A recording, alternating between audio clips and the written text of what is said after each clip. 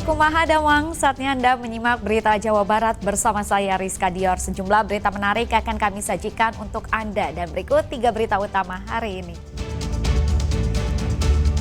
Puluhan rumah warga di Tarogong Kidul, Garut terendam banjir akibat luapan Sungai Cimanuk. Seorang bocah yang sedang asik bermain tewas mengenaskan tertimpa longsoran tembok penahan tanah TPT di wilayah Taraju, Tasikmalaya.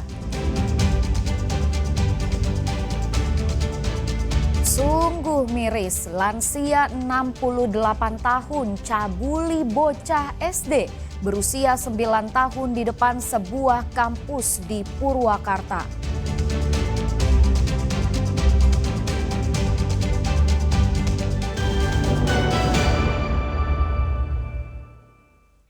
Puluhan rumah warga di Tarogong Kidul, Garut terendam banjir akibat luapan Sungai Cimanuk. Petugas gunakan perahu karet untuk evakuasi warga yang terjebak banjir.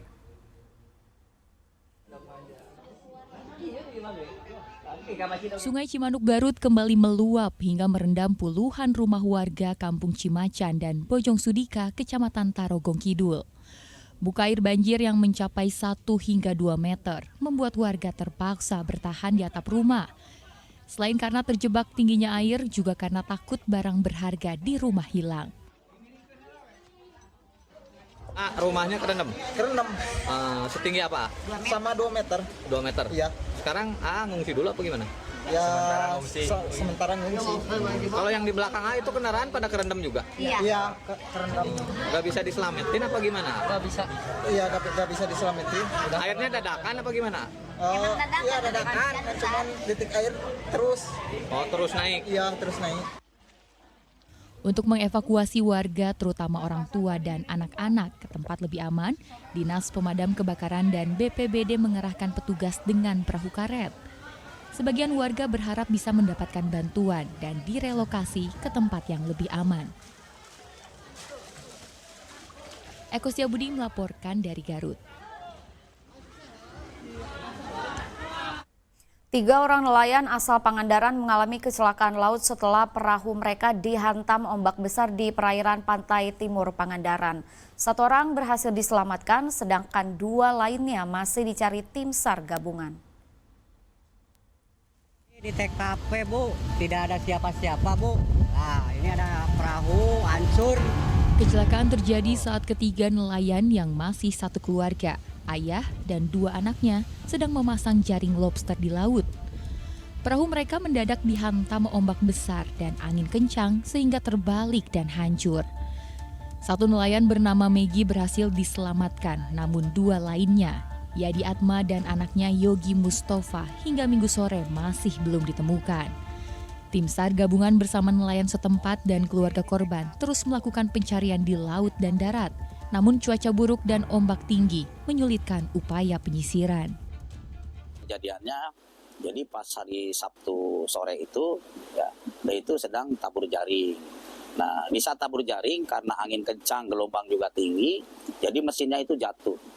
Sehingga 3 orang ini, 2 orang turun untuk bagaimana mengambil mesin untuk dinaikin lagi ke perahu, tapi ternyata itu gelombangnya besar, jadi tidak terangkat. Sehingga salah satu yang masih di perahu ikut turun menolong. Namun kejadian naas bahwa 1 orang bisa menyelamatkan diri ke darat, ya, yang 2 orang ini itu tidak bisa. Jadi saat itu juga memang yang 2 ini sudah tidak kelihatan, ya, menurut Bapak Megi yang selamat ke darat. 2 masih dalam pencarian, ya. Tim SAR gabungan terus melakukan penyisiran menggunakan perahu jukung, jet ski, dan kendaraan darat di sepanjang pantai Pangandaran pada hari Senin untuk mencari 2 korban yang masih hilang. Namun upaya pencarian sangat bergantung pada kondisi cuaca. Eko Setiabudi melaporkan dari Pangandaran. Minggu siang, 2 petani yang sedang bekerja di ladangnya tertimbun longsoran dari bukit setinggi 100 meter. Hingga Minggu sore, korban belum ditemukan. Pencarian dihentikan karena kondisi cuaca yang terus hujan. Bencana alam kembali terjadi di Tasikmalaya, kali ini menimpa 2 petani di Desa Tenjo Waringin, Kecamatan Salopa, Kabupaten Tasikmalaya. Kedua korban, Acu dan Amin, saat kejadian tengah beristirahat setelah mengerjakan sawahnya. Namun pada pukul 14.30, dalam kondisi cerah tanpa hujan, tiba-tiba tebing dari bukit yang berada di sisi sawah longsor dan langsung menimpa kedua korban. Sementara 2 teman korban berhasil lolos dari bencana dan langsung menuju kampung melaporkan kejadian tersebut. Yang 2 orang menyelamatkan diri, kemudian yang 2 orang lagi tidak sempat menyelamatkan diri. Yang longsor itu tebing atau sawah atau apa? Tebing, di atas tebing, di bawah ada sawah. Oh, jadi mereka lagi pada kerja? Iya, sudah selesai, lagi Sudah beristirahat. selesai. Pak, memang kondisi hujan saat ini? Tidak hujan. Oh, pas kejadian nggak hujan ya? Cuman untuk wilayah Tenjo Waringin, khususnya Tenjo Waringin, Kota Waringin, Salawu, 2 hari ke belakang hujan terus. Hujan terus ya? Hujan terus. Untuk saat ini gimana pencarian, Kang? Untuk sementara dihentikan, belum melakukan pencarian.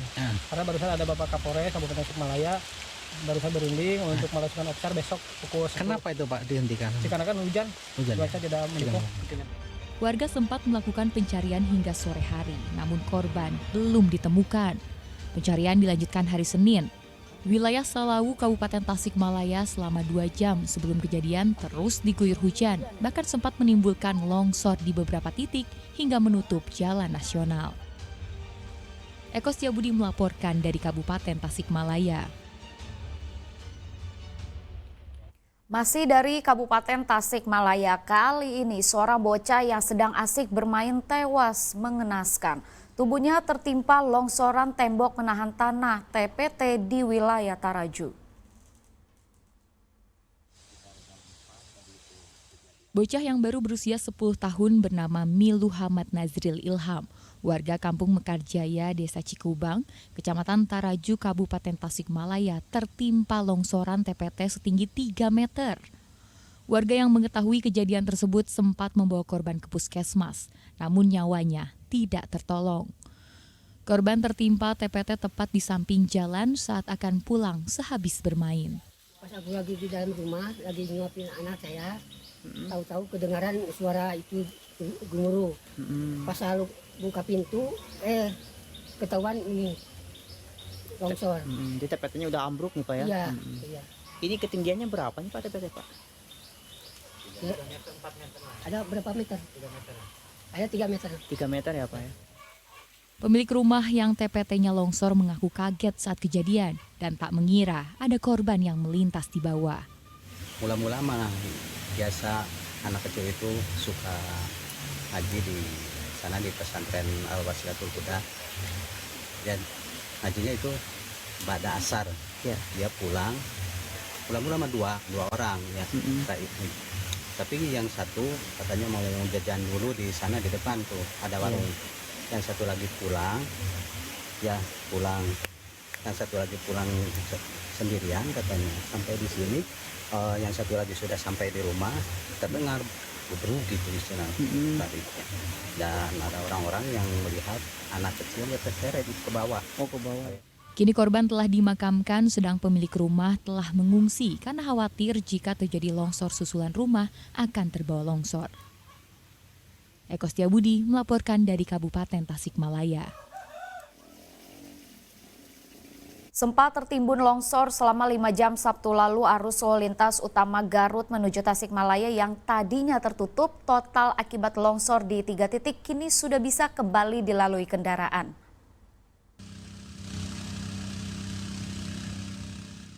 Petugas gabungan BPBD Garut, TNI, dan polisi Sabtu lalu berupaya menyingkirkan material longsor yang menutupi badan jalan penghubung antara Garut Tasikmalaya di Kecamatan Cilawu. Setelah sempat tertahan selama 5 jam, arus lalu lintas dari kedua arah akhirnya bisa dilalui kendaraan meski dalam kondisi licin akibat lumpur. Petugas hanya membuka 1 jalur dan memberlakukan sistem buka tutup. Lumayan lama, ada berapa jam kurang lebih? 3 jam Pak. Rencana mau kemana nih Pak? Oh mau ke Garut.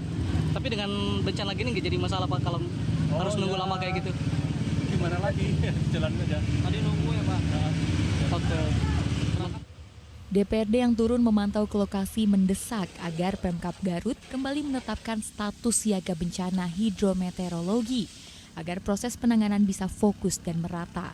Mengingat saat ini terdapat banyak titik bencana di Garut. Menyarankan ke Pemkab Garut untuk menetapkan kembali status siaga darurat bencana hidrometeorologi karena ini masih anomali cuaca masih terjadi ya. Ini akhir di penghujung bulan Juni kita masih terjadi hujan dan ini dari tadi subuh kan hujan berkepanjangan yang menyebabkan ini longsor di daerah Cikangkung, Desa Sukamaju, Kecamatan Cilau, Kabupaten Garut. Meski jalan telah dibuka kembali, polisi mengimbau pengendara yang melintas untuk berhati-hati karena longsor susulan masih terus terjadi akibat hujan deras yang tidak kunjung reda. Eko Setiabudi melaporkan dari Garut.